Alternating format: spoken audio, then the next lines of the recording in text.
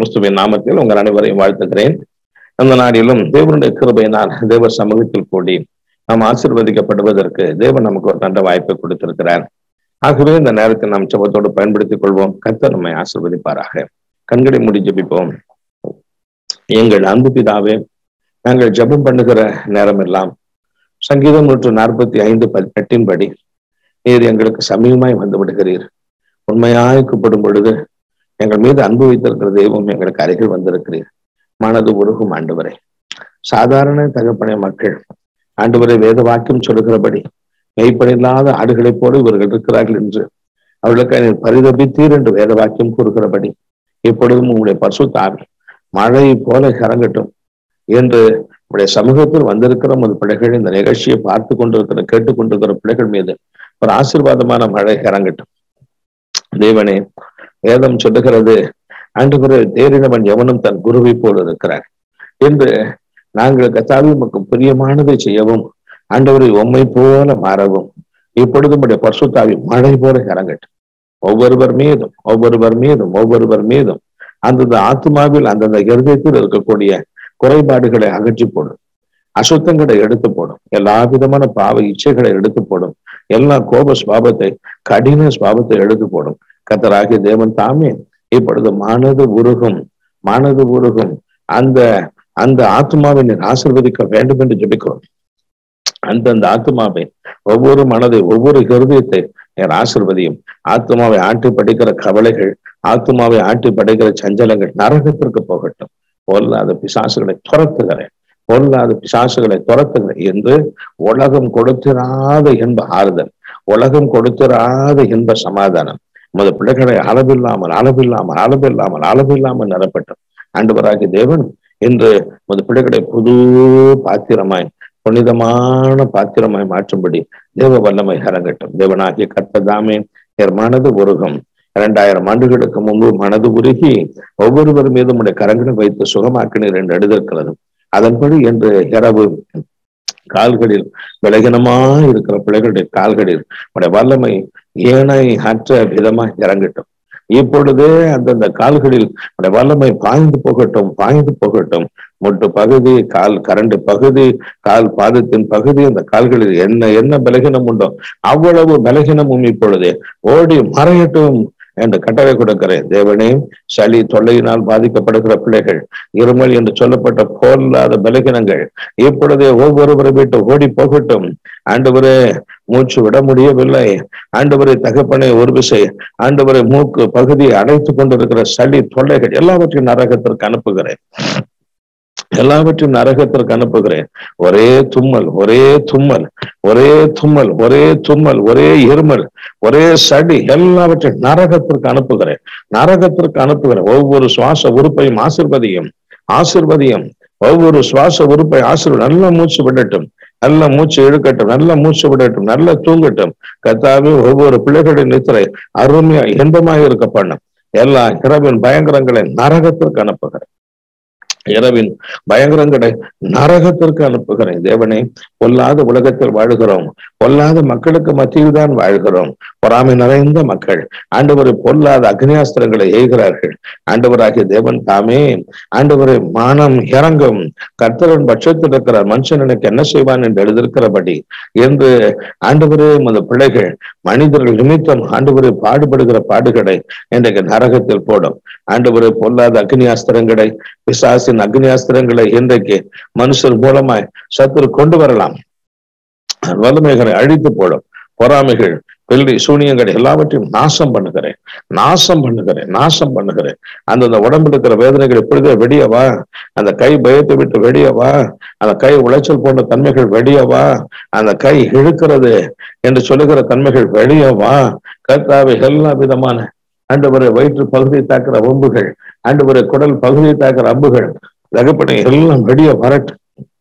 உடம்பை ஆட்டி படைக்கிற எல்லா அசுத்தாவின் கிரியைகள் இப்பொழுது நரகத்திற்கு போகட்டும். இது ஒரு விடுதலை நேரம், அற்புதமான ஒரு விடுதலை நேரம். என்ன பலகீனம் உண்டோ எல்லா பலகீனமும் இப்பொழுது நரகத்திற்கு போகட்டும். உட்கார முடியாது, எழுந்திருக்க முடியாது, கஷ்டப்பட்டு ஒரு வேலை செய்ய முடியாது என்ற நிலைகள் மறையட்டும். வாக்கு தத்தம் பண்ணப்பட்ட பால வயதின் பரன் அது பிள்ளைகளுக்கு அருளப்படும்படி என்று இரவு அது பிள்ளைகள் மீது பேரன்பை விளங்கப்படும், பேரன்பை விளங்கப்படும். இயற்கைக்கு அப்பாற்பட்ட ஒரு வல்லமை இறங்கட்டும், இயற்கைக்கு அப்பாற்பட்ட ஒரு வல்லமை இறங்கட்டும். தேவ சமாதானம், தேவ கிருபை இப்பொழுது இறங்கட்டும். தேவ சமாதானம், தேவ கிருபை இறங்கட்டும், ஒவ்வொருவர் மீதும் இறங்கட்டும். தாவீது இழந்ததை திரும்ப பெற்றான் என்று எழுதியிருக்கிறபடி மது பிள்ளைகள் இழந்த சமாதானத்தை பெறட்டும், இழந்த சொத்து சுகங்களை பெறட்டும், மது பிள்ளைகள் இழந்த தகப்பனை ஆசீர்வாதங்களை பெறட்டும், இழந்த தகப்பனை பசுத்தாவின் பிரசன்னத்தை வரங்களை பெறட்டும் என்று கரவு ஆண்டவராகிய தெய்வம் உமது பிள்ளைகளை இழந்த எல்லா விதமான கிருபைகளை தாளந்துகளை திரும்ப பெறட்டும். ஒரு ஆசீர்வாதத்தை ஊற்றும் அப்பா, ஊற்றும். ஐயோ, எனக்கும் தேவனுக்கும் சம்பந்தம் இல்லாது போல இருக்கிறது. ஜபத்தில் தேவனுடைய பிரசன்னத்தை என்னால் உணர முடியவில்லை, அனுபவிக்க முடியவில்லை. ஆண்டவரே, ஏதோ நான் செய்த தவறு என் மனசாட்சியை குற்றப்படுத்துகிறது, இதன் நிமித்தம் தேவன் எனக்கு தூரமாய் போய்விட்டது போல இருக்கிறது என்றெல்லாம் தேவ பிரசன்னத்தை இழந்து போன பிள்ளைகள் இன்று இரவு அருமையான ஒரு பிரசன்னத்தை பெறட்டும், பெறட்டும். அருமையான பிரசன்னம், மறுபடியும் அந்த ரட்சணித்தின் ஆசீர்வாதம் மழை போல இறங்கட்டும், மழை போல இறங்கட்டும் என்று தேவ வல்லமை இறங்குவதாக. ஒருவருடைய வழி கர்த்தருக்கு பிரியமாய் இருந்தால் சத்துருக்கள் சமாதானத்தோடு போவார்கள் என்று எழுதியிருக்கிறபடி எல்லா சத்துருவின் வல்லமைகளை அபத்தமாக்கும். சத்துரு மூலமாய் வரக்கூடிய தீங்குகள் என்றோடு நின்று போகட்டும், நின்று போகட்டும். ஒன்று இந்த பிள்ளைகளை மேற்கொள்ளக்கூடாது. கர்த்தராகிய தேவன் இந்த பிள்ளைகளுடைய கைகளை ஆசீர்வதியும். ஆண்டவரே, இந்த சிறிய கைகளை ஆசீர்வதியும். இது தகப்பனை ஆசீர்வாதமாய் இருக்கட்டும். உன் கையின் பிரயாசத்தை நீ சாப்பிடுவாய், உனக்கு பாக்கியம் நன்மையும் உண்டாயிருக்கும் என்று எழுதியிருக்கிறபடி ஏராளமான ஒரு ஆசீர்வாதத்தை, ஏராளமான ஒரு செல்வ செழிப்பித்தார். அந்த பிள்ளைகளுடைய குடும்பம் ஆசீர்வதிக்கப்படட்டும். குடும்பம் குடும்பமாய், வீடு வீடாய் ஆசீர்வதியும். எல்லா வீட்டிலேயும் இன்றைக்கு சமாதானத்தை ஊற்றுகிறேன், ஆறுதலை ஊற்றுகிறேன், மகிழ்ச்சியை ஊற்றுகிறேன். எல்லா துக்கம் மறையட்டும், துயரம் மறையட்டும், அந்தந்த வீட்டை ஆட்டி படைத்த கிரியைகள் மறையட்டும். சாமி, இன்றைக்கு ஒரு பெரிய மகிழ்ச்சியை ஊட்டிக் கொண்டிருக்கிறபடி நானே ஸ்தோத்திரம். ஏராளமான கிருபைகள் உண்டாயிருக்கட்டும். ஆண்டவராகிய தேவன் இப்பொழுதும் கூட எங்களோடு நீ பேசும். உடைய நல்ல நாமத்திற்கு மகிமை உண்டாகட்டும். இயேசுவின் நாமத்தில் பிதாவே, ஆமென். அன்பு தேவ பிள்ளைகளே, இன்று நான் தியானத்திற்கு எடுத்துக்கொண்ட வேத வசனம் 2 கொரிந்தியர் 1 அதிகாரம் 3 வசனம். நமது கர்த்தராகிய இயேசு கிறிஸ்துவின் பிதாவாகிய தேவனும் இரக்கங்களின் பிதாவும் சகல விதமான ஆறுதலின் தேவனுமாய் இருக்கிறவருக்கு ஸ்தோத்திரம் என்று பவுலடிகள் எழுதுகிற காரியங்களை நாம் வாசிக்க கேட்டோம். இந்த வேதத்தின் இந்த வார்த்தையினுடைய இந்த வசனத்தினுடைய கடைசி பகுதி சகல விதமான ஆறுதலின் தேவனுமாய் இருக்கிறவருக்கு ஸ்தோத்திரம். தேவன் தனக்கு ஒரு பெயரை உண்டாக்கி கொண்டு பவுலடிகள் மூலமாய் தன் பெயரை சொல்லுகிறார். சகல விதமான ஆறுதலின் தேவன் என்று சொல்லுகிறார். இதை குறித்து பெரிதாய் நாம் தியானிப்பதற்கு முடியாவிட்டாலும் ஏதோ ஒரு காரியங்களை நாம் தியானிக்க முற்படுவோம். தேவன் ஆறுதலின் தேவன். இந்த ஆறுதலை பல பல பல விதத்தில் ஒரு மனிதனுக்கு தேவன் கொடுக்கிறார். ஆகவே சகல விதமான ஆறுதலின் தேவன். ஆனாலும் கூட இந்த தேவன் கொடுக்கக்கூடிய ஓரிரு ஆறுதலை பார்க்கும் பொழுது இந்த தேவன் என்ன ஆறுதலை கொடுக்கிறார், எப்படிப்பட்ட ஒரு ஆறுதலை கொடுக்கிறார் என்று பார்க்கும் பொழுது குறிப்பாக முதலாவதாக சங்கீத புஸ்தகத்தில் 94 சங்கீதம்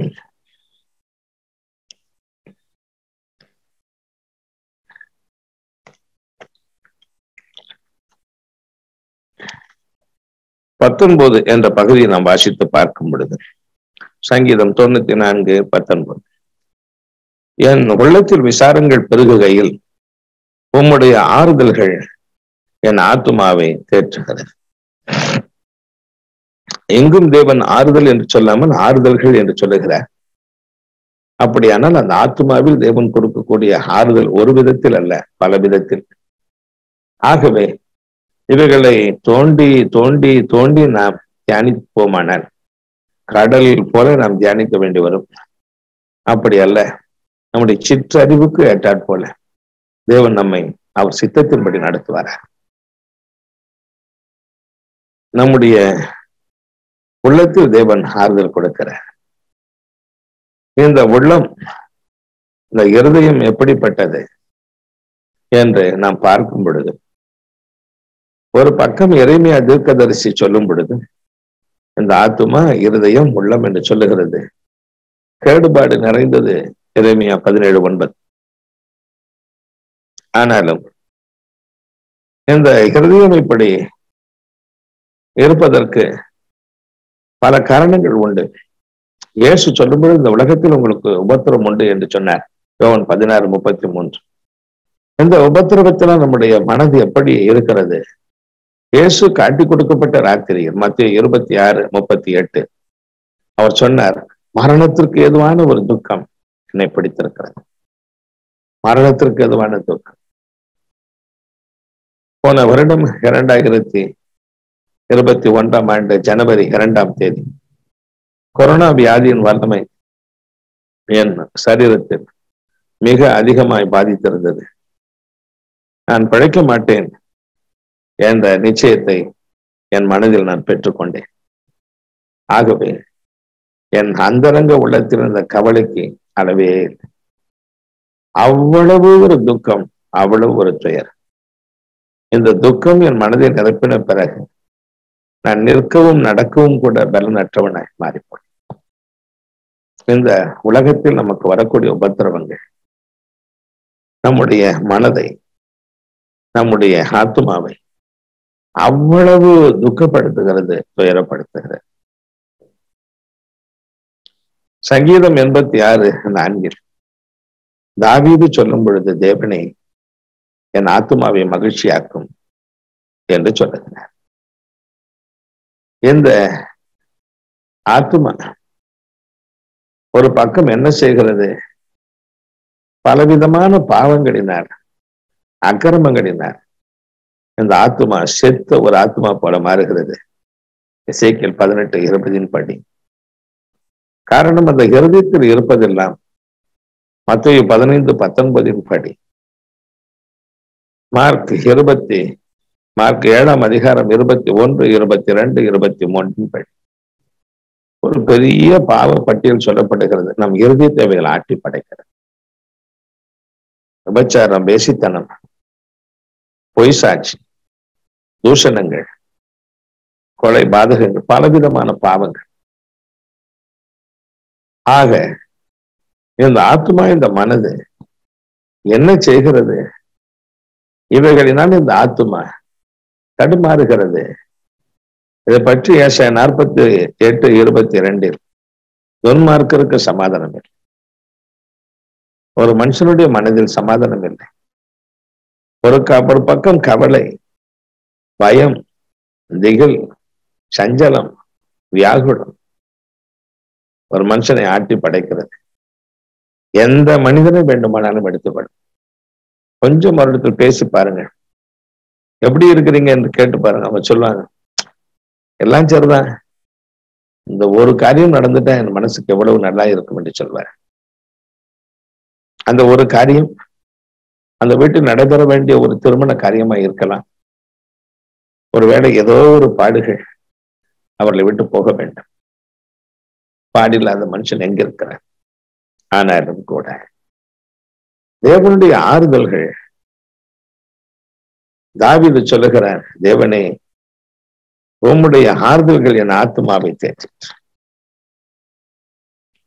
சங்கீதம் 38:17-18 என்ற பகுதி. இந்த ஆறுதல்களை தாவீது பெறுவதற்கு என்ன செய்தார் என்று பார்க்கும் பொழுது, ஒரு பக்கம் அந்த மனுஷன் சொல்லுகிறான், நான் தள்ளாடி விழுவதற்கு ஏதுவாக இருந்தேன். காரணம், என்னுடைய துக்கம் எப்பொழுதும் எனக்கு முன்பாக இருக்கிறது. எப்பொழுதும் எனக்கு முன்பாக என் துக்கம் இருக்கிறது. சங்கீதம் 51:3 தாவீது சொல்லும் பொழுது, என் பாவம் எப்பொழுதும் என் கண்களுக்கு முன்பாக இருக்கிறது என்று சொன்னார். இந்த பாவம், இந்த பாவத்தினால் வந்த துக்கம் அந்த மனுஷனை ஆட்டி படைக்கிறது. எங்கு போனாலும் அவனுடைய மனசாட்சியை தான் செய்த பாவம் அவனை குற்றவாளியாக நியாயத்திற்கு என்றும் அப்படித்தான். பல ஆண்டுகளுக்கு முன்பு ஒரு சகோதரி கையும் காலும் விளங்காத ஒரு பெண்ணை பெற்றெடுத்திருந்தார். அந்த பெண்ணும் கூட வாலிப வயதை அடைந்திருந்தார். அந்த பெண் இருக்கும் இடத்தில் தான் அவளுக்கு எல்லாம். அதன் நிமித்தம் அவளுக்கு அடைந்த பாடுகளுக்கு அளவில்லை. ஒரு முறை அந்த பெண் என்னை பார்த்து கேட்டால், ஏன் எனக்கு இப்படிப்பட்ட பிள்ளை பிறந்தது என்ன? தேவனுடைய ஆவியானவர் சொன்னார், உன் வாலிப வயதிலும் சரி, வாலிப வயதிற்கு பிறகும் சரி, நீ தேவனுக்கு பிரியமாய் வாழவில்லை என்று அவளுடைய பாவங்களை சுட்டி காட்டினார். அப்பொழுது சகோதரி சொன்னதெல்லாம் இதுதான், எப்பொழுதெல்லாம் இந்த என் மகளை பார்க்கிறேன், அப்பொழுதெல்லாம் என் கடந்த கால பாவங்கள் என் மன கண்களுக்கு முன்பு நிற்கிறது. நான் செய்த பாவங்கள் என் மனசாட்சியை கொண்டு போடுகிறது. தாவீதும் அப்படித்தான். என் துக்கம் எனக்கு முன்பாக இருக்கிறது, எப்பொழுதும் இருக்கிறது. என் பாவம் எப்பொழுதும் எனக்கு முன்பாக இருக்கிறது. நான் தள்ளாடி விட ஏதுவாகிறது. ஆனாலும் தாவீது சொன்ன ஒரு காரியம் இதுதான், என் பாவங்களை நான் தேவனிடத்தில் நான் அறிக்கையிட்டேன். ஒரு பக்கம் என் உள்ளத்தில் விசாரங்கள் பெருகுகிறது. ஆனால் அவன் செய்த ஒரு காரியம், தேவனிடத்தில் தன் பாவங்களை அறிக்கையிடுகிறான். அவன் மனசாட்சி அவனை பார்த்து சொல்லுகிறது, நீ செய்த பாவம், நீ செய்த பாவம். இன்றைக்கு நீங்களும் நானும் கூட ஒரு நேரம் இப்படித்தான் இருப்போம். பல ஆண்டுகளுக்கு முன்பு ஒரு கடன் பிரச்சனை விழுந்து போனேன்.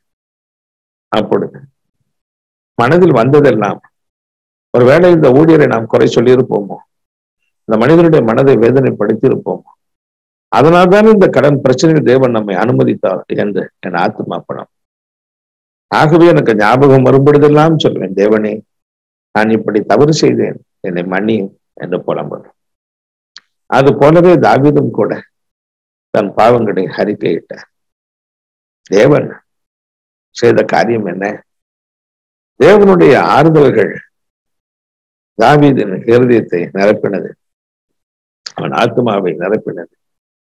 அந்த ஆத்மாவில் இருந்த கவலைகள் எல்லாம் இருந்த இடம் தெரியாமல் ஓடிப்போனது. இருந்த இடம் தெரியாமல் ஓடிப்போனது. 1 கொரிந்தியர் 13:10 சொல்லுகிறது, நிறைவானது வரும் பொழுது குறைவானது ஓடி போகும், ஒடிந்து போகும். அன்பு தேவஜனமே, ஆண்டவராகிய தேவன் இந்த உலகத்தில் வரும் பொழுது 1 தீமோத்தேயு 1:15 பாவிகளை ரட்சிக்க கிறிஸ்து இயேசு உலகத்தில் வந்தார் என்று எழுதியிருக்கிறது. இந்த உலகத்தில் பாவிகள் மீது அன்பு கொண்டு அவர்களுக்கும் ஒரு வாழ்வு கொடுப்பதற்காக தேவன் மனிதனாய் இறங்கி சிலுவையில் ஒரு தியாகம் செய்தார், உயிர் தியாகம் செய்தார்.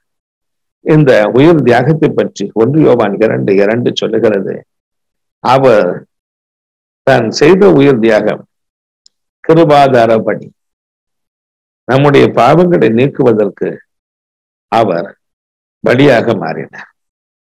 சர்வ லோகத்தின் பாவங்களை நீக்குவதற்கு.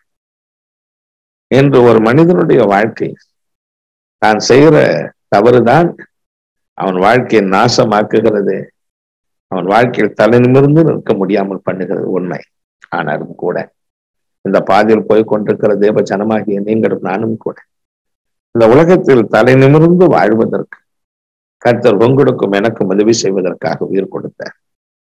பாவி, அக்கிரமக்காரன், பொல்லாதவன் என்று சொல்லுகிற அதே மக்கள் உங்களை பார்த்து சொல்வார்கள், முன்பு இவன் புரோஜனம் இல்லாதவன், இப்பொழுது இவன் புரோஜனம் உள்ளவன் என்று பெலமோன் என்ற ஒரு மனிதனை பற்றி பவுலடிகள் சாட்சி கொடுத்தது போல தேவன் உங்களை பற்றி, என்னை பற்றி ஒரு சாட்சி கொடுக்க உதவி செய்வார்.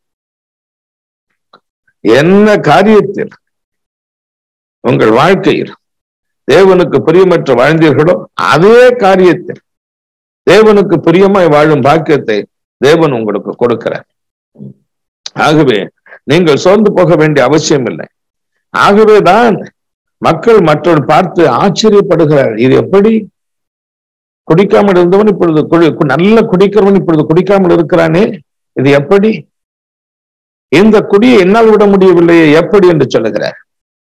1 பேதுரு 4:4 சொல்லுகிறது, இந்த துன்மார்க்க உழையில் அவர்களோடு கூட நீங்கள் விழாமல் இருக்கிறதுனால் அவர்கள் ஆச்சரியப்பட்டு உங்களை தூஷிக்கிறார். நான் குடியிலிருந்து மனம் திரும்ப முடியும், என் வாழ்க்கையில் குடிய விட முடியும். இவன் எப்படி குடிய விட்டான்? அது எப்படி விடலாம்?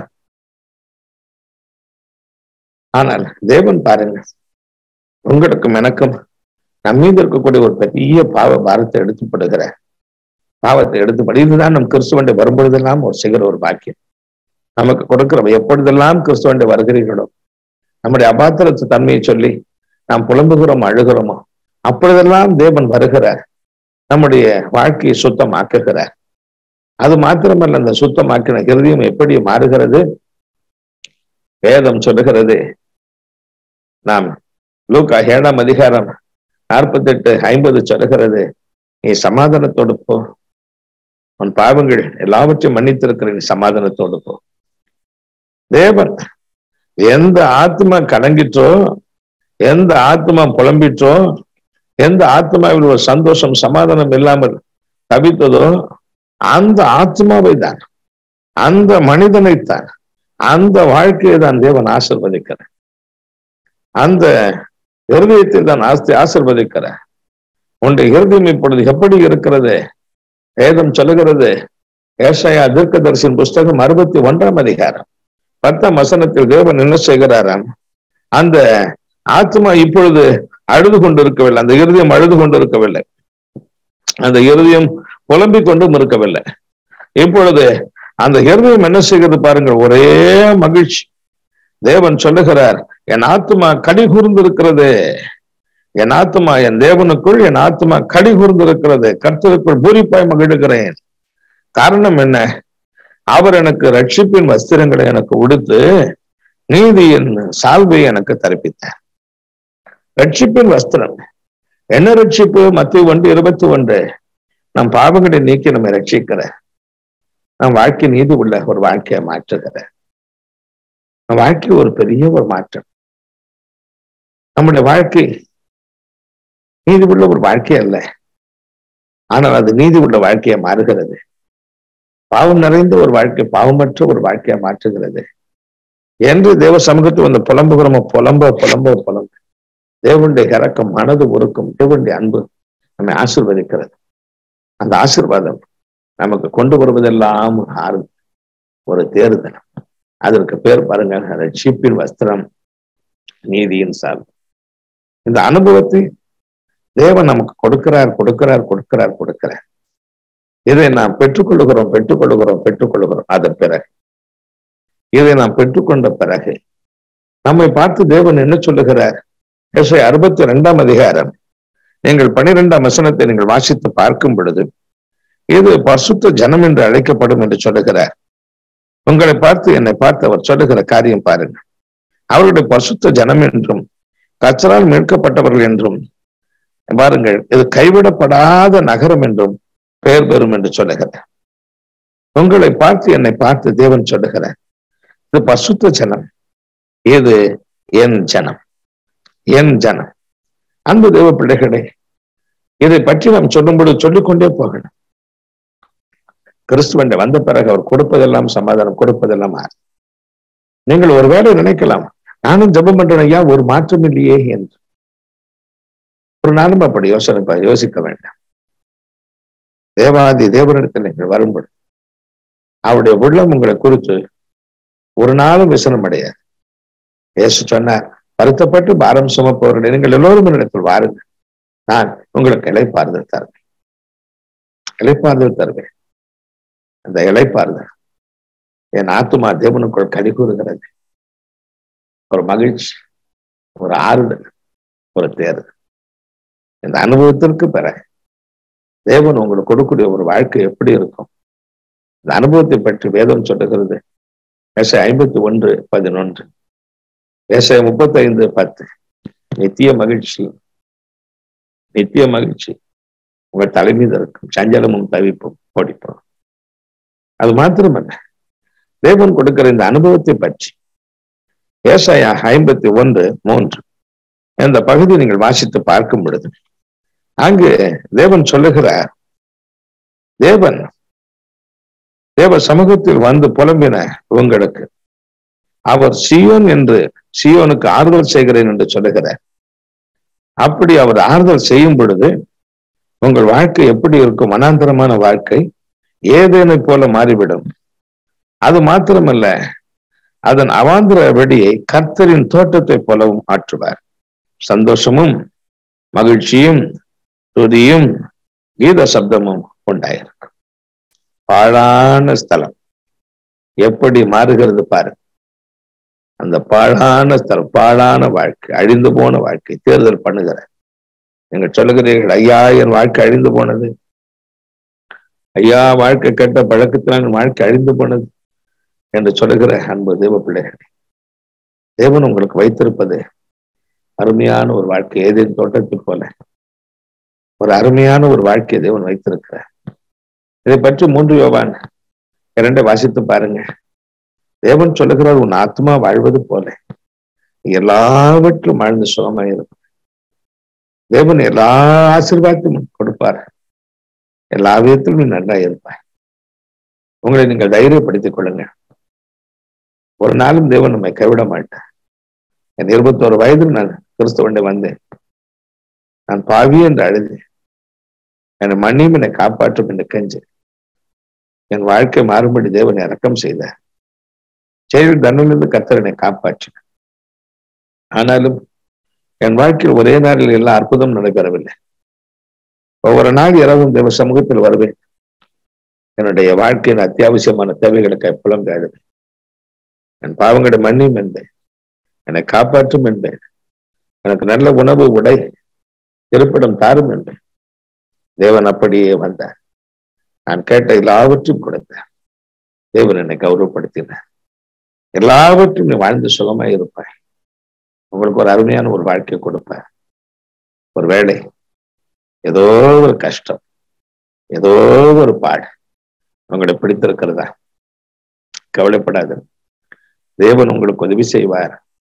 தேவன் உங்களுக்கு உதவி செய்வார். தேவன் உங்களுக்கு உதவி செய்வார். நிச்சயமாய் உங்களுடைய வாழ்க்கை இன்பமான ஒரு வாழ்க்கையா மாறும். உங்களை தைரியப்படுத்திக் கொள்வீர்களா?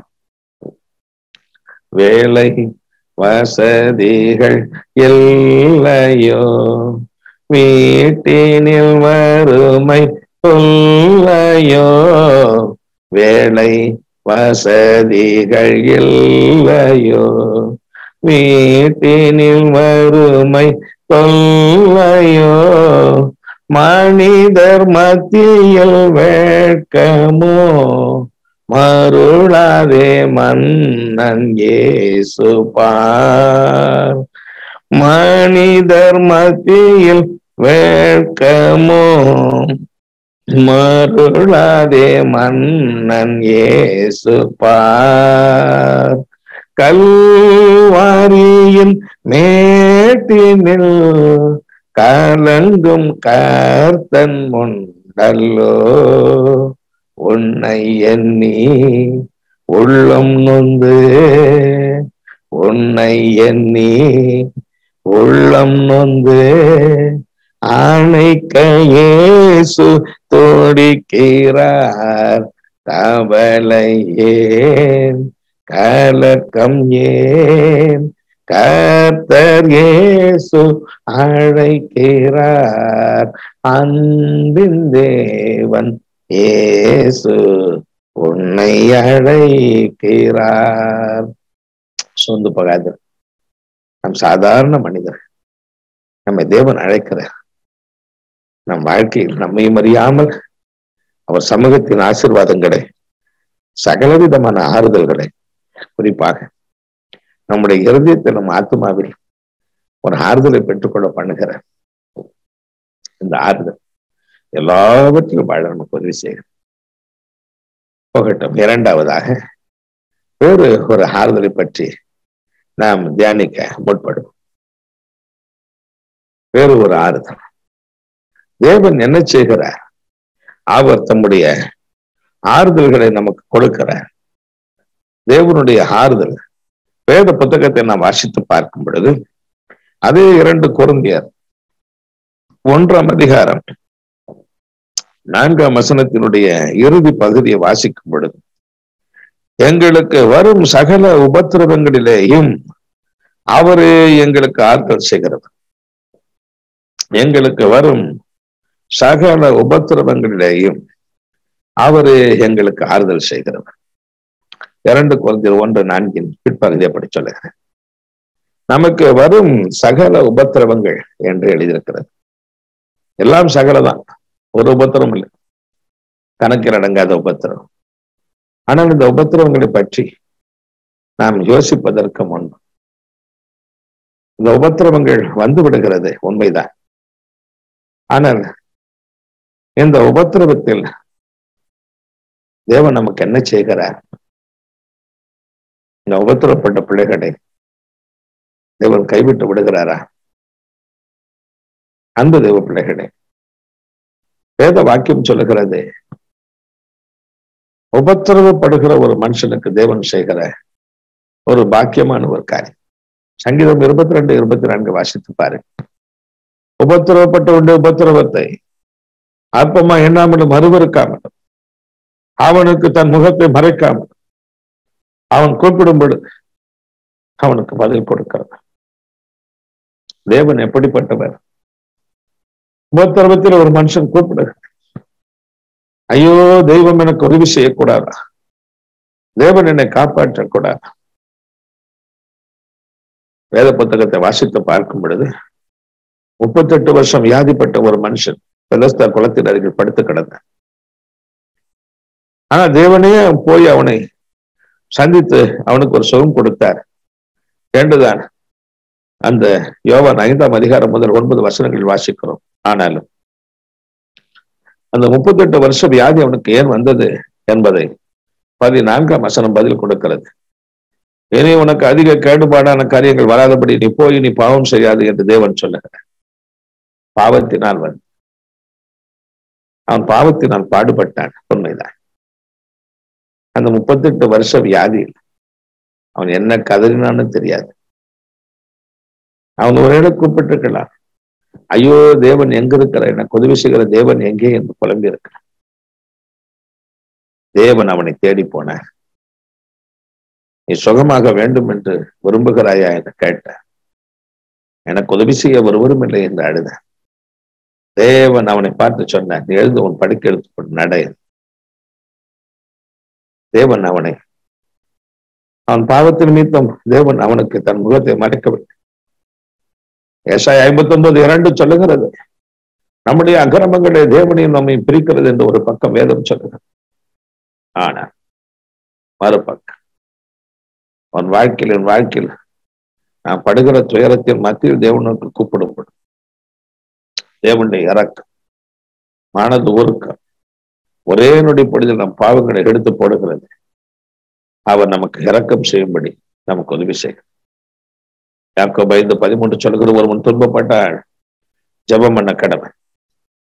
துயரத்தில் தேவனுக்கு கூப்பிடுகிறோம். தேவன் என்ன செய்கிறார்? நம் ஜெபத்திற்கு பதில் கொடுக்கிறார். அந்த ஜெபத்திற்கு பதில் கொடுப்பது மாத்திரமல்ல, அந்த ஜெபத்தின் மூலமாய், அதற்கு கொடுக்கிற பதில் மூலமாய் நம்மை ஆறுதல் படுத்துகிறது. அன்பு தேவ பிள்ளைகளே, எவ்வளவோ ரத்த கண்ணீர், தேவனை நாம் கூப்பிட்ட காரியங்களை யோசித்து பார்க்கணும். எவ்வளவோ காரியத்தை பார்க்கணும். தேவனும் தம்முடைய அன்பை விளங்க பண்ணின காரியங்களை நாம் எவ்வளவோ பார்க்கணும். தேவன் இவைகள் எல்லாவற்றிலேயும் அவர் செய்த அற்புதங்கள் கொஞ்சம் லஞ்சமில்லை. எனக்கு தேவன் முதலாவது பேரனை கொடுத்தார். ஆனால் அவனுக்கு 45வது நாள் அவனுக்கு கொடிய பிட்ஸ் வந்தது.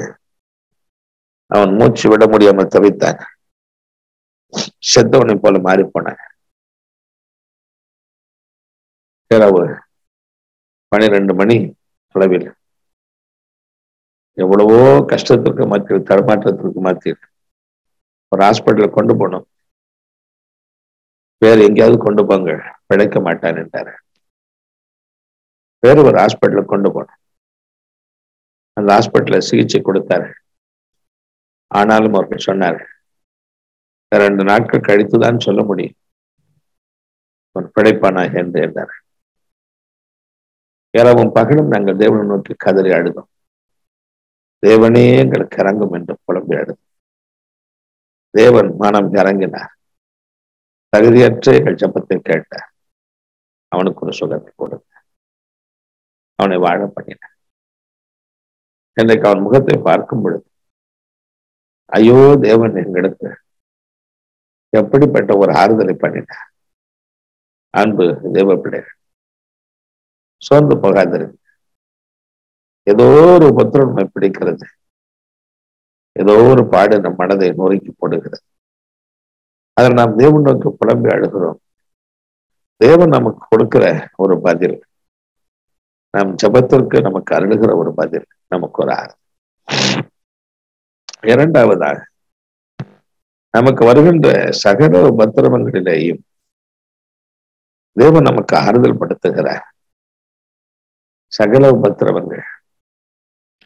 யோபு என்ற ஒரு பக்தனை குறித்து யோபு 30ஆம் அதிகாரம் 16 என்ற வசனத்தை, அதே அதிகாரத்தில் 27 என்ற வசனத்தை வாசிக்கும்போது, உபத்திரவத்தின் நாட்களை பிடித்துக் கொண்டது என்று கதறினார் இந்த மனிதன். காரணம், இயேசு எப்படி பிசாசினால் சோதிக்கப்பட்டாரோ, லூக்கா 4ஆம் அதிகாரம் 1-2 வசனத்தின்படி, அதே போல யோபு பிசாசினால் சோதிக்கப்பட்டார். ஆனா பிசாசு இந்த மனுஷனுடைய சகல உடைமைகளை பறித்துக் கொண்டது. 7000 மாடுகள், 3000 ஒட்டகங்கள், 500 ஏறு மாடுகள் எல்லாவற்றையும் இழந்தார் ஒரே நாள். யோபு 1:19 படி தன் 10 பிள்ளைகளை இழந்து போனார். அந்த பிள்ளைகள் அநியாயமாய் மறித்து போனார். யோபு 2:7 படி யோபுவின் சரீரத்தில் கொடிய வியாதி, கொடிய எரிபந்தமான கொப்பளங்கள் அவன் சரீரத்தில் வந்தது. ஒரு ஓட்டை எடுத்து அவன் சரீரத்தை சொரிந்து கொண்டான். 10 பிள்ளைகள் இறந்தவுடன் தன் உடையை கிழித்துக் கொண்டு அழுத புலம்பின. அவனுக்கு வந்த துயரம் மகா பெரிய துயரம். பல நேரங்களிலேயும் தாங்க முடியாத துயரங்கள் நம் வாழ்க்கையில் வந்துவிடத்தான் செய்கிறது. நம்ம திராணிக்கு அது பெரிய ஒரு துயரமாய் காணப்படும்.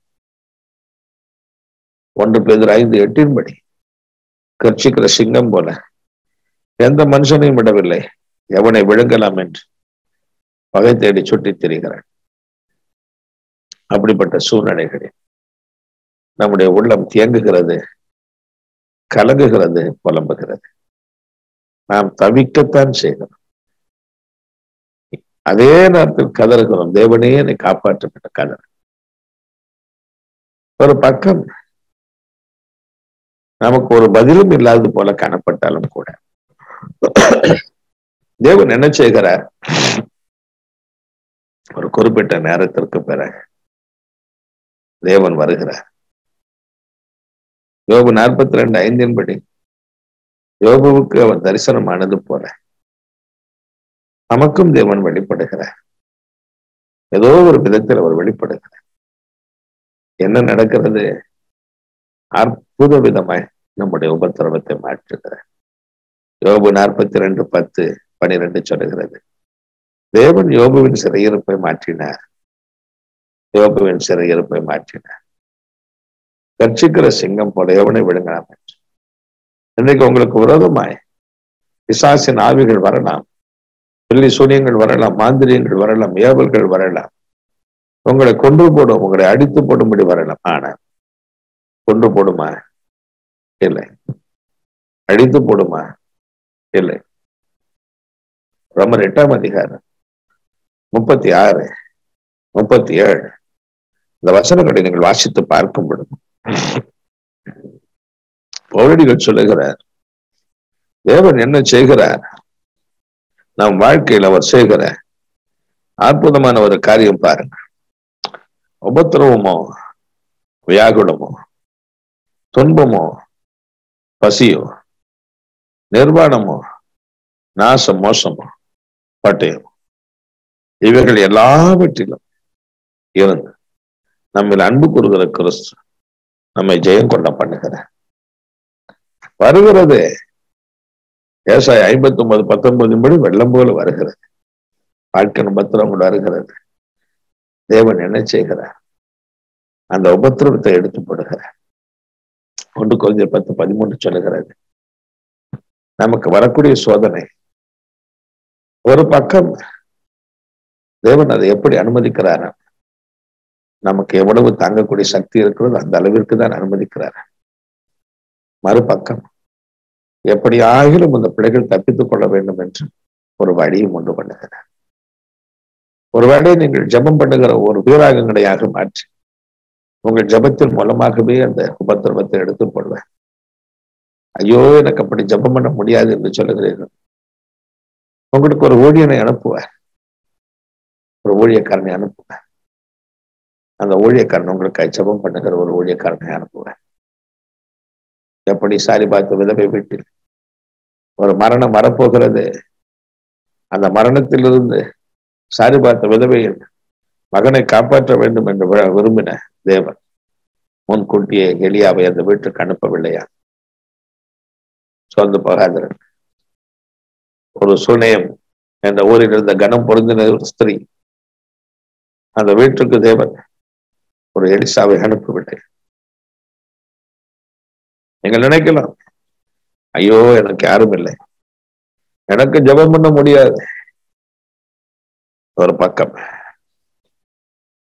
சங்கீதம் 144 1 படி, என் கைகளை போருக்கும் என் விரல்களை யுத்தத்திற்கும் படிப்பிக்கிற தேவன் என்று எழுதியிருக்கிறபடி தேவன் பிசாசோட யுத்தம் பண்ணி ஜெயம் கொடுக்கிற ஒரு அனுபவத்தை கொடுப்பார். இல்லையானால் ஒரு எலியாவை அனுப்புவார், ஒரு எலிசாவை அனுப்புவார், ஒரு வழியை திறப்பார். உங்களுக்கு ஒரு வழியை திறப்பார். அந்த வழி உங்கள் சிறையிருப்புமா, உங்களோட உபத்திரம் உங்களை விட்டு ஓடிப்போம். அந்த உபத்திரம் நீங்கும் பொழுது சங்கீதம் 14:7 சொல்லுகிறது, நமக்கு ஆறுதல், நமக்கு மகிழ்ச்சி, நமக்கு ஆறுதல், நமக்கு மகிழ்ச்சி. அன்பு தேவ பிள்ளைகளே, சோர்ந்து போகாதிருங்க. 17 வயதில் என் வீட்டை விட்டு ஓடி வந்தேன். 21 வயதில் இயேசுவை கண்டுகொள்ளும் பாக்கியம் கிடைத்தது. ஆனால் அதற்கு பிறகு வாழ்க்கையில் ஒரு பாடும் வராது என்று யோசித்தேன். ஆனாலும் எவ்வளவோ பாடு. அந்த பாடுகள் ஒவ்வொன்றும் இந்த பிரச்சனை எப்படி தீருமோ, எப்படி இந்த பிரச்சனை சந்திப்பேனோ என்று கலங்கி புலம்பி தவித்த எவ்வளவோ காரியம் தேவன் தகுதியற்ற எனக்கு இறங்கினார். உங்களுக்கும் அப்படி உதவி செய்வார். யோபுவின் சிறையிருப்பு நீங்கினது, உனக்கும் அப்படித்தான். 10 வருஷம் கவலைப்படுற சார், பாடு நீங்கவில்லை, பாடு நீங்கும். இத்தனை வருஷமா நான் இந்த வியாதி படுக்க இருக்கிறேன், தேவன் உன்னை சுகமாக்குவார், உன்னை சுகமாக்குவார். இதே நிலை நீடிக்காது, இதே நிலை நீடிக்காது, இதே நிலை நீடிக்காது. உனக்கு ஒரு வாழ்வு உண்டு, உனக்கு ஒரு ஆசீர்வாதம் உண்டு. துயரப்படுகிற நீ, உபத்திரப்படுகிற நீ, இப்படியே ஒரு வாழ்க்கை முடியாது. உபத்திரப்படுகிற பிள்ளைகளுக்கு தேவன் ஒரு வாழ்வு வைத்திருக்கிறார். என்ன வாழ்வு? என்ன வாழ்வு? இந்த உபத்திரப்பட்ட பிள்ளைகளை தேவன் மறுபக்கம் யோபு ஆசீர்வதித்தது போல 2 மடங்கு ஆசீர்வதிப்பார். யோபு 42:12 படி தேவன் யோபு ஆறுதல் செய்கிறார். யோபு 42:11 படி அநேக சொந்தக்காரர்களை, அநேக அவனுக்கு அறிமுகமானவர்களை அவன் வீட்டுக்கு அனுப்பி அவனுக்கு உண்டான உபத்திரவத்தை பற்றி விசாரித்து அவனுக்கு பொன் காசுகளை கொடுத்தார்கள், பொன் ஆபரணங்களை கொடுத்தார். தேவன் அவனை 2 மடங்கு ஆசீர்வதித்தார். அவன் 4 சந்ததி ஆசீர்வாதமாக இருப்பதை பார்த்து மறிக்கும்படி அவனுக்கு தேவக்கு ஆயுசையும் கொடுத்தார். இது ஒரு பக்கம். ஆனால் மறுபக்கம் 2 கொரிந்தியர் 1ஆம் அதிகாரம் 4-6 என்ற பகுதியை வாசித்து பார்க்கும்போது, எங்களுக்கு வருகின்ற சகல உபத்திரவங்களிலே அவர் எங்களை ஆறுதல் படுத்துகிறவர் என்று சொன்ன பவுலடிகள், நாங்கள் உபத்திரவப்படுகிறவர்களுக்கு ஆறுதல் செய்ய திராணி ஆகும்படி தேவன் எங்களை இந்த பாதை நடத்தினார் என்று சொல்லுகிறார். அன்பு தேவ பிள்ளைகள், என் வாழ்க்கை நான் பார்த்திருக்கிறேன். நான் என்ன என்ன பாடுகளில் கடந்து வந்தேன், அந்த பாடுகளை மக்களை நான் சந்திப்பேன். நான் பாடுபட்டது உண்மைதான். ஆனால் அப்படிப்பட்ட மக்களுக்கு நான் ஜெபம் பண்ணும்போது மிக எளிதாக அந்த மக்கள் அந்த பாடுகளில் சுகம் பெறுவார்கள். மிக எளிதாக அந்த மக்கள் சுகம் பெறுவார்கள். நான் இதை பார்த்திருக்கிறேன். என்ன காரியத்தில் நான் பாடுபட்டேன், அதே பாடு உள்ள பிள்ளைகள் வருவார், அதே உபத்திரவத்தை சொல்வார். நான் அவர்களுக்கு சாதாரணமா ஒரு வார்த்தை சொல்ல, கவலைப்படாதீங்க, ஜெபம் பண்ணுவோம் என்று ஒரு ஜெபத்தையும் செய்து அனுப்பும். அடுத்து அவர்கள் சொல்வார்கள், அன்றோடு தொலைந்தது என்பார்கள். ஆனா என் வாழ்க்கை நான் அந்த பாடுகளை 10 வருஷம் பாடுபட்டு இருப்பேன். பல வருடங்கள் இந்த பாடுகள் ஆனா மற்றவர்களுக்கு அப்படி அல்ல. சோர்ந்து போகாதிருங்க. ஒரு பக்கம் நீங்கள் யோசிக்கலாம், ஏன் இந்த பாடு, ஏன் இந்த பாடு? தேவன் உங்களை ஆறுதல் படுத்துவார். 2 மடங்கு ஆசீர்வதித்து ஆறுதல் படுத்துவார். நீங்கள் தேவன் உங்களுக்கு கொடுக்கக்கூடிய ஆசீர்வாதங்களை பார்க்கும் பொழுது உங்களுடைய பாடுகள் எல்லாம் மறந்து போகும், உபத்திரவங்கள் எல்லாம் மறந்து போகும். நான் பல நேரங்களில் யோசிப்பேன், என்னதான் இருந்தாலும் யோபு 10 பிள்ளை இழந்தது தானே என்று யோசிப்பேன். தேவன் மறுபடியும் யோபுக்கு 10 பிள்ளை கொடுத்திருக்கலாம். இருந்தாலும் அந்த பிள்ளை வேற, இந்த பிள்ளை வேற தானே என்று யோசிப்பேன். ஒரு வேளை தேவன் யோபுவுக்கு கொடுத்த 2வது கொடுத்த 10 பிள்ளைகள் முதல் கொடுத்த பிள்ளைகளை பார்க்கும் அவ்வளவு ஞானவான்கள அந்த பிள்ளைகள் மூலமாய் அவ்வளவு ஒரு பெரிய மகிழ்ச்சி யோபு அடையும்படி தேவன் உதவி செய்திருக்கலாம். இந்த பிள்ளைகள் பேசும் பொழுது, இந்த பிள்ளைகள் செய்யக்கூடிய ஒவ்வொரு செயலை பார்க்கும் பொழுது யோபுவின் உள்ளம் அதில் மகிழும்படி தேவன் பண்ணியிருக்க. தேவன் முந்தின 10 பிள்ளைகளை பார்க்கலாம். அந்த பிள்ளைகள் நிமித்தம் அந்த ஆறுதலும் தேர்தலும் ஆசீர்வாதம் அவன் துக்கமெல்லாம் மாறி போகும்படி அவனுக்கு இரக்கம் செய்திருக்கிறான். அன்பு தேவச்சனம், சொல்ல போகாதே. நீ பாடுபட்டது உண்மைதான், நீ உபத்திரப்பட்டது உண்மைதான். ஆனாலும் தேவன் உனக்கு ஒரு நல்ல நாட்களை கொடுக்க போவதும் உண்மைதான். மற்றவர்களுக்கு ஒரு ஆசீர்வாதமான ஒரு ஊழியக்காரனை மாற்றப் போவதும் உண்மைதான். தேவன் உன் மூலம் பலத்த காரியங்களை செய்வார், உன்னை கைவிட மாட்டார் என்று அழுகிற நீங்கள் பாக்கியவான். தேவன் உங்களை ஆறுதல் படுத்துவார். இனி நீங்கள் நகைப்பீர்கள், இனி நீங்கள் அழுவதில்லை, இனி நீங்கள் அழுவதில்லை, இனி நீங்கள் தேவனை துதிப்பீர்கள். மகிழ்ச்சியா இருக்கும்.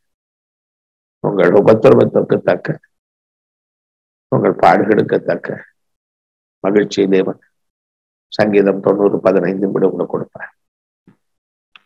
கர்த்தர் உங்களை கைவிட மாட்டார். கடைசியா ஒரு காரியத்தை சொல்லி நான் முடிக்கிறேன். ஆண்டவராகிய இயேசு கிறிஸ்து இந்த உலகத்தில் ஒரு மனிதனாய் இறங்கி வந்து 33 ஆண்டுகாலம் வாழ்ந்தார் என்று வரலாறு சொல்லுகிறது. இருந்தாலும் அப்படி வாழ்ந்த நாட்கள் அவர் மீது தேவாதி தேவனுடைய ஆவியானவர் அவர் மீது இருந்தார் என்று ஏசாயா 61:1 சொல்லுகிறார். இந்த ஏசாயா 61:1 படி தேவன் மீது இருந்த பரிசுத்த ஆவியானவர் அவருக்கு என்ன செய்தார்? பரிசுத்த ஆவியானவர் யார்? தேவனே அந்த ஆவியானவர். 2 கொரிந்தியர் 3:17 படி தேவன் ஆவியா இருக்கிறார். ஒரு மனுஷனுக்குள் வாசம் பண்ணுகிற இயேசுவுக்குள் அந்த ஆவியானவர் வாசமாக இருந்தார். அப்படி வாசம் பண்ணின பொழுதெல்லாம் ஒரு பக்கம் அவர் வாழ்க்கை, அவர் இந்த பசுத்த ஆவியானவர் அவர் எப்படி நடத்தியிருப்பார் என்று நாம் யோசித்து பார்க்கப்படுது. ஒரு பக்கம் எபிரேயர் 5ஆம் அதிகாரம் 7ஆம் வசனத்தின்படி சாதாரண ஒரு மனிதனை போல முழங்கால் படியிட்டு ஜெபம் பண்ணுகிற, சாதாரண ஜெபம் பண்ண, ரத்த கண்ணீர் வடித்து ஜெபிப்பது போல அவ்வளவு மனவேதனையோடு சப்தமிட்டு அழுது ஜெபம் பண்ணது. வேதம் சொல்லுகிறது பலத்த சத்தத்தோடும் பலத்த கண்ணீரோடும் வேண்டுதல் செய்தார் என்று. அப்படி ஜெபம் பண்ணுகிற நேரத்தில் என்ன நடக்கிறது? 1989ஆம் ஆண்டு, மன்னித்துக் கொள்ளுங்கள், 1995 முதல் 98 வரை உள்ள ஆண்டுகளில் சரியான கடன் பிரச்சனை கடந்து போன நான் தேவ சமூகத்தில் தனிமையில் கதறி அழுவேன். செத்த வீட்டில் அழுகிற பெண்ணை போல அழு. அந்த நேரத்தில் என் மீது தேவ ஆவியானவர் வருவார். அவர் என்னோடு கூட பேசுவார். ஏன் அழுகிறாய்?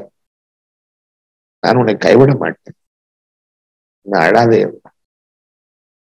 அந்த நேரத்தில் ஏதோ ஒரு சந்தோஷம், சமாதானம் என்று நிரப்பும் நிரப்பும் நிரப்பும் நிரப்பும். என் கவலையெல்லாம் முடிப்போம். மறுபடி நான் வீட்டுக்கு போகும்போது, மறுபடி என்னுடைய வியாபார ஸ்தலத்திற்கு போகும்போது, மறுபடியும் பண கஷ்டம் என்னை கொண்டும் என் நம்பிக்கையெல்லாம் முடிப்பான். ஆனாலும் தேவ ஆவியானவர் சொன்னபடி என்னை விடுதலை செய்தார். கடன் பிரச்சனை இந்த விடுதலை கொடுத்தார். அவர் என்னை ஆறுதல் படுத்தினார். அது போலத்தான் இயேசு மீது இருந்த பரிசுத்த ஆவியானவர் ஒவ்வொரு நாளும் மொழித்தின் பாதி அவருக்கு விரோதமாக அவரை கொலை செய்வதற்கு எழுப்பின ஜனங்கள், அவருக்கு தீங்கு செய்ய எழுப்பின ஜனங்கள், அவருக்கு விரோதமாக எவ்வளவோ உபத்திரவங்கள் வந்த போதிலும் கூட ஒருவரும் அவர் மீது கை போட முடியவில்லை. தேவனுடைய ஆவியானவர் அப்படியாய் அவர் மீது இருந்து அவரை காப்பாற்று. இது ஒரு பக்கம். ஆனால் அவர் மீது இருந்த அதே தேவ ஆவியானவர் மறுபக்கம் என்ன செய்திருக்க கூடும் என்று யோசித்து பார்க்கும் பொழுது ஒரு மறுரூப மலையின் அனுபவத்தை நான் யோசிக்கிறேன். ஆண்டவராகிய தேவன் ஒரு மலையின் மீது ஏறினார். அங்கு அவர் ஜெபம் பண்ணும் பொழுது மோசே, எலியா போன்ற பக்தர்கள் அவரிடத்தில் வந்து பேசினார்கள். இயேசு கிறிஸ்து மரணத்தை பற்றி அவரோடு கூட சம்பாஷித்தார். அந்த தரிசனம் முடிந்த பிறகு இயேசு தம்முடைய சிஷ்யர்களை பார்த்து இந்த தரிசனத்தை யாருக்கும் சொல்ல வேண்டாம் என்றார். காரணம், அவர் சம்பாஷித்த காரியம் இனி அவர் சிலுவையில் படப்போகிற பாடு கிடைக்கும். அவர் தம்முடைய சிஷ்யர்களுக்கு சொன்னார். மத்தேயு 17ஆம் அதிகாரம் 22-23 படி மனுஷகுமாரனாகிய இயேசு பாவிகள் கையில் ஒப்புக் கொடுக்கப்படுவார். அவரை அவர்கள் கொலை செய்வார்கள். ஆனாலும் 3ஆம் நாள் உயிரோடு எழுந்திருப்பார் என்று சொன்னார். தேவனுடைய ஆவியானவர் நமக்கு என்ன செய்கிறார்? தேவனுடைய ஆவியானுடைய ஒரு வேலை இனி சம்பவிக்கும் காரியங்களை குறித்து நமக்கு அறிவிக்கிறார். பத்மதீவில் பசுத்த ஆவியால் நிரப்பப்பட்ட யோவான், அவனுக்கு தேவன் தரிசனமானார். வெளிப்படுத்தின விசேஷம் 1:10 முதல் வாசிக்கும் பொழுது கடைசியா அவனுக்கு தேவன் சொன்னார், இனி சம்பவிக்கும் காரியங்களை உனக்கு சொல்வேன் என்றார். இந்த ரகசியங்களை ஒரு புஸ்தகமாக எழுதி என்றார். தீர்க்கமான ஒரு தரிசனத்தை கொடுத்தார். இனி சம்பவிக்க போகிற காரியங்களை வெளிப்படுத்தின விசேஷமாக எழுதினார். இந்த தீர்க்க தரிசனம் என்பது 1 கொரிந்தியர் 14:3 படி நமக்கு கொண்டு வருவதில்லாம ஒரு பக்கம் ஒரு பக்தி விருத்தி, இன்னொரு பக்கம் ஒரு புத்தி, ஒரு ஆறுதல், ஒரு ஞானம், மறுபக்கம் நமக்கு கொண்டு வருவதெல்லாம் ஒரு ஆறுதல், மறுபக்கம் நமக்கு கொண்டு வருவதெல்லாம் ஒரு ஆறுதல். பரிசுத்தாவி வரும்பொழுது அவர் சொல்வார், இந்த கஷ்டம் உன்னை விட்டு போகும் என்பார், இந்த பாடு உன்னை விட்டு போகும் என்பார். ஒரு பக்கம் உனக்கு விரோதமா எழும்புவார்கள், அவர்கள் மேற்கொள்ள மாட்டார்கள் என்பார். நான் உன்னோடு கூட இருப்பேன் என்பார். அந்த ஒரு காரியம் அந்த உலகத்தில் நம்மை வாழ வைக்கிறார். இயேசு கடந்து போன ஒரு கடினமான பாதை, பரிசுத்த ஆவியின் பலத்தினார் அவள் கடந்து போன ஒவ்வொரு நாளும் கடந்து போன. ஒரு பக்கம் லூக்கா 4:14 படி பரிசுத்த ஆவியினால் நிறைந்தவராய் அவர் கலிலேயாவுக்கு அருகில கடந்து போனார். அவர் கடந்து போய் ஏராளமான ஜனங்களை சுஸ்தமாக்கினார். மத்தேயு 4:23-24 படி அதே போல லூக்கா 4:40-41 படி சாசுகளை துரத்தினார், வியாதியஸ்தர்களை சுஸ்தமாக்கினார், அற்புதங்களை செய்து கொண்டே போனார். அவர் மீது இருந்த பரிசுத்த ஆவியானவர் செய்த காரியங்கள். மறுபக்கம் இனி சம்பவிக்க போகிற காரியங்களை அவர் அறிவித்தார். ஆனாலும் 3ஆம் நாள் உயிரோடு எழுந்திருப்பார். அதை பற்றி பேசிக்கொண்டே இருந்தார். காட்டி கொடுக்கப்பட்ட ராத்திரி வந்தது. அது மாறினார் இயேசு. சிலுவைக்கு போக வேண்டிய நேரம் வந்தது. தன் சிஷ்யரை பார்த்து புலம்பினார், எனக்காக ஜெபம் பண்ணுங்க, எனக்கு கவலையா இருக்கிறது, மரணத்திற்கு எதுவான துக்கம் பிடித்திருக்கிறது. அவருடைய ஜெபம் பண்ணுவதற்கு பதிலை தூங்கினார். எஸ், மிகுந்த கவலையோடு, மிகுந்த வியாகுலத்தோடு, மிகுந்த புலம்பலும் வேர்வைத்த ரத்தமாய் வரும்படி லூக்கா 22:44 படி ஜெபம் பண்ணினார். பரிசுத்த ஆவியானவர் அவரோடு பேசி பேசி பேசி எபிரேயர் 9:4 படி அவரை சிலுவைக்கு போகிறேன் என்று சொல்ல வைத்தார். சித்தமாகட்டும் என்று சொன்னார். இந்த ஒரு காரியத்தை இந்த உலகத்தில் இயேசு ஒரு உபத்திரவத்திற்குள் கடந்து போக முடியும். அன்பு தேவ பிள்ளைகள், இந்த உபத்திரம் நிறைந்த ஒரு உலகத்தில் நீங்களும் நானும் கடந்து போவோம். ஆனால் உங்களுக்கு அந்த உபத்திரம் நித்திய உபத்திரமே மாறவே மாறாது. வேதம் சொல்லுகிறது 2 Corinthians 4:17 ஆதி சீக்கிரத்தைகள் நீங்கி போகும். இயேசு மரித்தது போல பாதி வயது நீங்கள் மறிக்க மாட்டீர்கள். அவர் உங்களுக்காக மரித்திருக்கிறார். ஆகவே நீங்கள் மறிப்பதில்லை. அவர் உங்கள் மீது இருந்து பேசிக்கொண்டே இருப்பார். உனக்கு இந்த பிரச்சனை வராது, இந்த பாடு வராது, இந்த கஷ்டம் வராது, நான் உன்னை காப்பாற்று. தீர்க்கமான தரிசனங்களை காண்பிப்பார். இனி சம்பவிக்க போகிற காரியங்களை காண்பிப்பார். ஒருவேளை உங்களுடைய ஆத்மா அதில் ஆறுதல் அடையாது என்றால் தேவனே வந்து உங்களுக்கு முன்பு நிற்பார். பத்மதி யோவானோட பேசினது போல பேசுவார். பயப்படாத யோவான், முந்தினவரும் நானே, பிந்தினவரும் நான். வெளிப்படுத்தல் 1:17 படி 18 மரித்து ஆனாலும் சதா காலம் உயிரோடு இருக்கிறேன். நம்மோடு பேசுவார், நம்மை ஆறுதல் படுத்துவார். தீர்க்க தரிசனம் என்ற பேரில் தேவன் எல்லாரும் நம்மோடு இருப்பார். நம்மோடு அவர் இணைந்து விடுவார். நம்மை விட்டு பிரிந்து போகவே மாட்டார். நம்மை மோட்சம் கொண்டு போகும் வரை நம்மை கைவிட மாட்டார். அவர் கொடுக்கிற ஆறுதல், அவர் கொடுக்கிற தேர்தல் முடிவில்லாதது. அன்பு தேவ ஜனமே, உங்களை தைரியப்படுத்திக் கொள்வீர்கள். சகல விதமான ஆறுதலின் தேவன். நம்முடைய பாவம், நம்முடைய அக்கிரமம் நம்முடைய வாழ்க்கையை நாசமாக்கி போட்டு விடாதபடி பாவத்தை அடித்து சாபத்தை அடித்து அவரை நோக்கி பாவங்களை அறிக்கையிட்டு கெஞ்சி ஜெபிக்கும் அவர் கொடுக்கிற ஆறுதல் நம்முடைய வாழ்க்கையை மாற்றுவது மாத்திரமல்ல, எல்லாவற்றும் வாழ்ந்து சுகமாய் இருக்கும் பாக்கியத்தை கொடுக்கிறது. உபத்திரப்பட்ட மனுஷன் அவர் நோக்கி புலம்பும் பொழுது ஜபத்திற்கு பதில் கொடுக்கிற தேவன். அதன் மூலம் நம்மை ஆறுதல் படுத்துகிற பிசாசு கட்சிக்கிற சிங்கம் போல யோபை பாடுபடுத்தின போல நம்மையும் பாடுபடுத்தும் பொழுது தேவன் மனது உருகி ஏதோ ஒரு வழி நம்மை ஒரு ஜப வீராங்கனைய, உபவாசிக்க வீராங்கனைய இல்லையானா ஒரு தேவ மனுஷனை அனுப்பி நமக்கு ஒரு அற்புதங்களை செய்வார். உபத்திரவத்தை மாற்றுவார். அதே நேரத்தில் உங்கள் வாழ்க்கை 2 மடங்கு ஆசீர்வாதமாய் மாறும். நீங்கள் ஒரு தேவ ஊழியக்காரனை மாறுகிறீர்கள். மற்றவர்களுக்கு அற்புதங்களை கொண்டு வருகிற, ஆறுதலை கொண்டு வருகிறீர்கள். நீங்கள் பாடுபட்ட பாடு உள்ள பிள்ளைகளுக்கு உங்கள் உதவி செய்வர்களை மாறி போகிறீர்கள். பரிசுத்த ஆவியை தருவார். பரிசுத்த ஆவியோடு பேசி பேசி உங்களை ஆறுதல் படுத்துவார். பெயரப்படுகிற அனைவருக்கும் ஆறுதல் கொடுப்பதற்கு இயேசு மீது இருந்தது போல உங்கள் மீதும் இருப்பார்.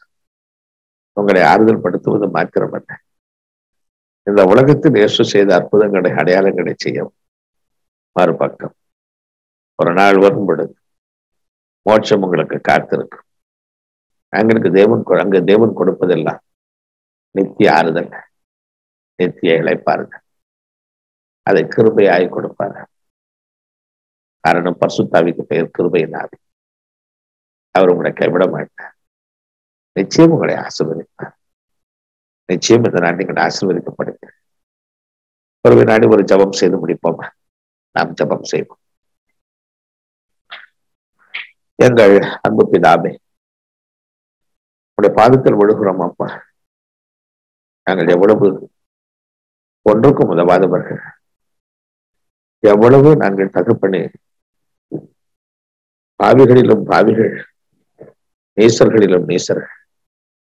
தேவனே, என் மனது உருக வேண்டும், என் மனது உருக வேண்டும்,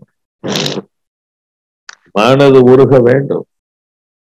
இயற்கைக்கு அப்பாற்பட்ட ஒரு மனது உருக்கத்தின் வல்லமை இறங்கட்டும். ஒரு ஆத்மாவாகியும் கவலைப்பட வேண்டும். ஒரு ஆத்மாவாகியும் சோர்ந்து போக வேண்டும். ஒரு ஆத்மாவாகியும் பின்வாங்கி போக வேண்டும். ஒவ்வொருவர் மீதும் அவருடைய அன்பின் ஆவி இறங்கி போகட்டும். எப்படி தாவீதை அவனுடைய ஆத்மாவை அவருடைய ஆறுதல்கள் நிரப்பிட்டு அது போல என்று கர்த்தருக்குள் நான் முறிப்பாய் மகிழ்கிறேன் என்று சொல்லும்படி ரட்சிப்பின் வஸ்திரத்தை, நீதியின் சால்வையை உமது பிள்ளைகளுக்கு போடும். உமது பிள்ளைகள் வாழ்க்கை இன்பமான வாழ்க்கையாய் 2 கொரிந்தியர் 5:17 படி புனிதமான புதிதான ஒரு வாழ்க்கையை மாறட்டும். எல்லா உபத்திரவங்கள் மாறட்டும் அப்பா. எல்லா உபத்திரவங்கள் மாறட்டும். எல்லா பாவ பாரங்கள் மாறட்டும். பாவத்தின் வல்லமைகள், சாபத்தின் வல்லமைகள் என்றோ தொலைந்து போகட்டும். என்று தொலைந்து போகட்டும். எல்லாம் தொலைந்து போகட்டும். எல்லாம் ஒரு பிள்ளைகளை விட்டு தொலைந்து போகட்டும். இயற்கைக்கு அப்பாற்பட்ட ஒரு வல்லமை இறங்கட்டும். இயற்கைக்கு அப்பாற்பட்ட ஒரு வல்லமை இறங்கட்டும். அந்த பிள்ளைகள் மீது ஒரு ஆசீர்வாதமான மழை இறங்கட்டும். கர்த்தாவே, மனது உருகி தொடும், மனது உருகி தொடும். என்ன கெட்ட பழக்க வழக்கம் என்னை விட்டு போகவில்லையே என்று புலம்புகிறார்களோ அவ்வளவு கெட்ட பழக்கம் போகட்டும். அவ்வளவு வேண்டாதவர்கள் போகட்டும். நரகத்திற்கு போகட்டும். எல்லா குடிக்கிற பழக்கம் போகட்டும். புகைக்கிற பழக்கம் போகட்டும். ஆண்டவரே, குற்றப்படுத்துகிற நாவுகள் போகட்டும்.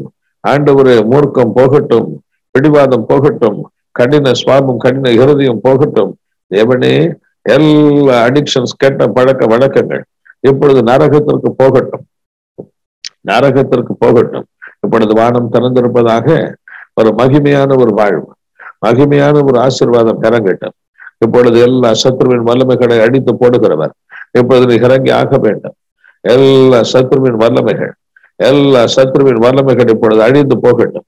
ஒவ்வொருவர் மீதும் ஒரு இன்பமான ஒரு ஆசீர்வாதத்தை ஓற்றும். தேவனை, இப்பொழுது குறிப்பாக வியாதிப்பட்ட பிள்ளைகள் மீது உடைய அன்பு கரத்தை வை. கால் மூட்டு பகுதியில் சுவாமி, எவ்வளவோ பலகீனத்தோடு இருக்கிறேன், இந்த கால் மூட்டு எனக்கு அசைக்க முடியவில்லை என்று சொல்லுகிறார்களோ அவர்களுடைய கால் மூட்டு பகுதியை அசைத்து நல்ல சுகம் பெற்று வாழ அருள்த்தார். நடக்க முடியாது என்று சொல்லுகிறவர் நடக்கட்டும் அப்பா. தேவனை, பேச முடியாதபடி ஐயோ என் தொண்டை பகுதி, என் வாயில் புண்கள் என்னை தகப்பனே ஒரு விஷயம் பாடுபடுத்தி கொண்டிருக்கிறது.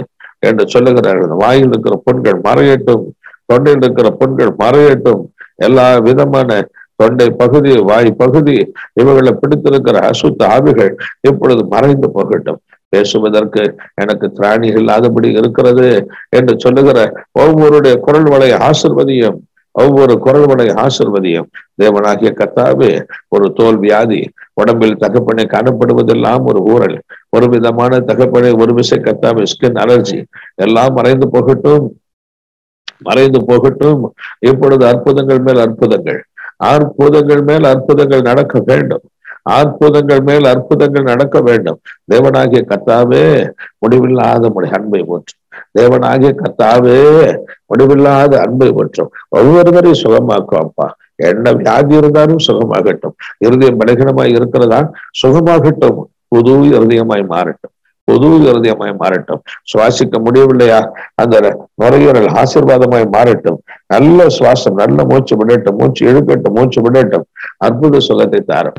கைகள் அண்டு ஒரு உளைச்சலால் நிறைந்திருக்கிற அந்த கைகளில் அற்புதங்கள் நடக்கட்டும், அற்புதங்கள் நடக்கட்டும். கழுத்து எனக்கு இப்படி திருப்ப முடியாது, அப்படி திருப்ப முடியாது, இந்த கழுத்தில் தான் எனக்கு வேதனை என்று சொல்லுகிற வேதனை பறந்து போகட்டும், பறந்து போகட்டும், காணாமல் போகட்டும். தேவனே, ஒரு பிள்ளைகளை ஆசீர்வதி அப்பா, ஆசீர்வதியும். எனக்கு சாப்பிட முடியாது, கொஞ்சம் சாப்பிட முடியும், கூடுதலாய் என்னால் சாப்பிட முடியாது என்று சொல்லி நல்லா சாப்பிட பண்ணும் அப்பா. தூங்க முடியாது என்று சொல்லுகிற பிள்ளைகளுக்கு நல்ல தூக்கத்தை தாரு ஐயா. ஐயோ, எனக்கு எவ்வளவோ ஞானம் இருந்தது, இப்பொழுது எல்லா ஞானத்தையும் இழந்து போனேன், எனக்கு ஒரு ஞாபக சக்தி இல்லை என்று சொல்லுகிறார்கள். ஞாபக சக்தி எல்லாம் இழந்து போனேன் என்று சொல்லுகிறார்கள். ஞாபக சக்தி எனக்கு கொடுக்கும்படி இயேசு கிறிஸ்துவின் ஆசீர்வாதம் இறங்கட்டும். தேவனே, மனது உருகும், தேவனே மனது உருகும், தேவனே மனது உருகும். இப்பொழுது இந்த பிள்ளைகள் என்ன காரியத்தை இழந்து போனார்கள், அதை கொடும். ஒரு வீட்டை இழந்து போனாள், வீட்டை கொடும். ஒரு பணத்தை இழந்து போனாள், பணத்தை கொடும். சுவாமி, ஒரு வேலை கர்த்தாவி ஆன்மீக அனுபவங்களை இழந்து போனார், அதை திரும்ப கொடும். என்று கரவு இந்த பிள்ளைகள் ஒரு ஆன்மீகவாதிகளை கிறிஸ்துவோடு நெருங்கி ஜீவிக்கக்கூடிய ஆசீர்வாதமான ஒரு வாழ்க்கை பிள்ளைகள் பெறட்டு ஐயா. மனம் இறங்கும், மனம் இறங்கும், மனம் இறங்கும், மனம் இறங்கும். பொல்லாத பிசாஸ் என்னோட வாழ்க்கை நாசம் பண்ணினது போதும் என்ற இரவு ஒவ்வொரு குடும்பத்தை விட்டு, ஒவ்வொரு தனிப்பட்ட சகோதரன் சகோதரியை விட்டு, சிறு பிள்ளைகளை விட்டு அசுத்த ஆவிகள் நரகத்திற்கு போகட்டும், அசுத்த ஆவிகள் நரகத்திற்கு போகட்டும், பாதாளத்திற்கு போகட்டும். எல்லா குடும்பத்தில் காணப்படக்கூடிய காரணமில்லாத பயங்கள் ஓடிப்போ, காரணமில்லாத திகைகள் ஓடிப்போ. இரவு நேரம் வந்தாலே பாடு, பிரச்சனை எல்லாம் ஓடி போகட்டும், ஓடி போகட்டும். சிறு பிள்ளைகளை பாதிக்கிற பிரச்சனைகள் ஓடி போகட்டும். எல்லா இருள் மறையட்டும். சத்துருவின் வல்லமைகளை முற்றிலுமாய் நீர் அடித்து போட வேண்டும். இப்பொழுது அற்புதங்கள் சம்பவிக்கட்டும், ஏராளமான அற்புதங்கள், ஏராளமான அற்புதங்கள் சம்பவிக்கட்டும். பிசாசு ஓடி போகட்டும், ஓடி போகட்டும். கேன்சர் போன்ற கொடிய வியாதியின் வல்லமைகள் இன்னைக்கு அழிந்து போகட்டும், அழிந்து போகட்டும். வயிற்று பகுதியில் காணப்படக்கூடிய கொடிய வியாதிகள் மறைந்து போகட்டும். அற்புதங்களை செய்யும்.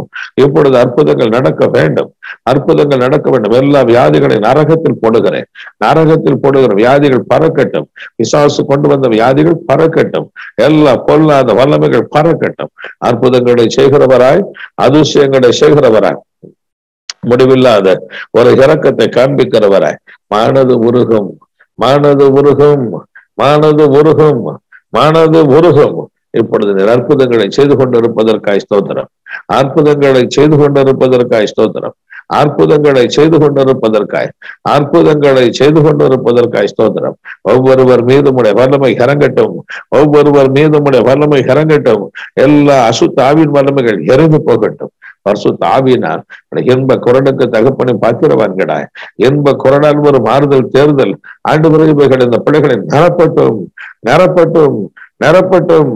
பரிசுத்த ஆவியானவர் தருகிற அருமையான குரலை கேட்க பண்ணும் ஆண்டவரை. அருமையான தரிசனங்களை, ஆழமான தரிசனங்களை பிள்ளைகள் பெறட்டும். இயற்கைக்கு அப்பாற்பட்ட ஒரு வல்லமை ஒவ்வொருவர் மீதும் இறங்குவதாக.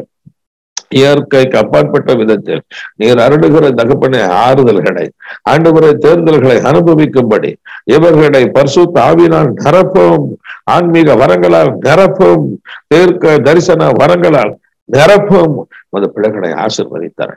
தேவனாகிய கர்த்தருடைய ஆசீர்வாதம் மழை போல இறங்கட்டும். பிள்ளைகளை கண்மணி போல காத்துக்கொள்ளும். தேவனே, சகல விதமான ஆறுதலின் தேவன். இந்த பிள்ளைகளை எல்லா விதமான ஆறுதல்களினால் தேர்தல்களின் நேரம். உடைய கிருபை உமது பிள்ளைகளோடு கூட எந்நாளும் இருப்பதாக. என்ன பிரச்சனை உண்டு அவைகளை நரகத்தில் போடும். அந்த பிள்ளைகள் மகிழ்ச்சியா இருக்கட்டும், ஆறுதல் அடையட்டும், ஆசீர்வதிக்கப்படட்டும். உமக்கு நன்றி, உமக்கு நன்றி, உமக்கு நன்றி. இயேசுவின் நாமத்தில் பிதாவே, ஆமென், ஆமென், ஆமென். அன்பு தெய்வ பிள்ளைகளே, தேவன் தம்முடைய வார்த்தை முடியும் உங்களை ஆறுதல் படுத்துவார், ஆசீர்வதிப்பார், உங்களை கனம் பண்ணுவார். ஆமென்.